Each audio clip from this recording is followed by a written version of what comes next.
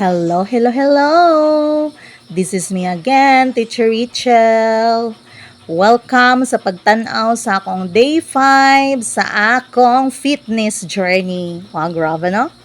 What a word, fitness journey. Layo pa kaayo ko ani, pero layo ra gyud.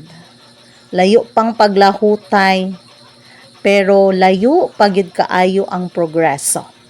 Pero maong sa gihapon, ibutang ragid nato sa tong mind. Ibutang ragid nako sa akong mind ang determinasyon. Basin pa di ay. So, welcome sa akong video sa 1 hour nga fitness journey nako sa akong mga simple steps sa pag-exercise. So, kani nga mga steps is tag 40 ka-counts kada steps.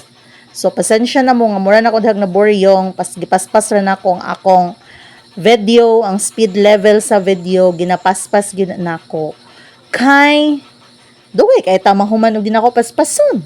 Laayon, baya mo dahin og lantaw, no? Di na baya mo dahin mo views. Di na mo lantaw. Samot na nga di mo react. Labyan, ragid na ninyo. Kaya di man munpod mo ganhan sa kung naong mo lantaw, no? So, mao na, hinay-hinay rata.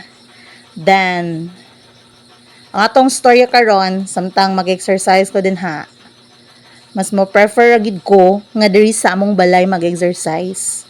Kaya na ay panahon nga kung singuton ako, di na ako mapugngan mo attack si tawag ng kalikasan.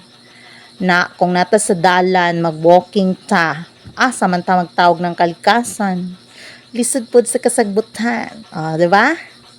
So, mao na nga mo prefer ako kay karong adlaw sa akong day 5 na experience gid nako ang tawag ng kalikasan. So, mo nang na-realize nako nga sakto ra gid akong desisyon nga diri ako sa among balay mag-exercise. Mo ning gitawag exercise at home. Pero sa tinud-an ni gyud ako sing tunon gid ko kaay nga pagkatawo. Gamay ra ganing lihok, grabe na day na akong singot. So, samot na kay nag-exercise na doble ang singot. Pertigid na kong basaa ng tungora. Dali yung halata, kay wala man na ako gipakita kong sanina nga akong gikupusan sa akong singot. O, diba?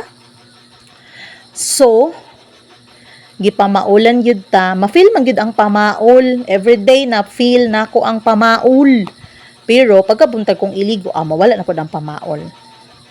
Dili na po ta pamaulan. Munang padayon ragid ta sa atong day 5. Usay maglisod na ko ana sa mga actions. Di dayon na ako masundog.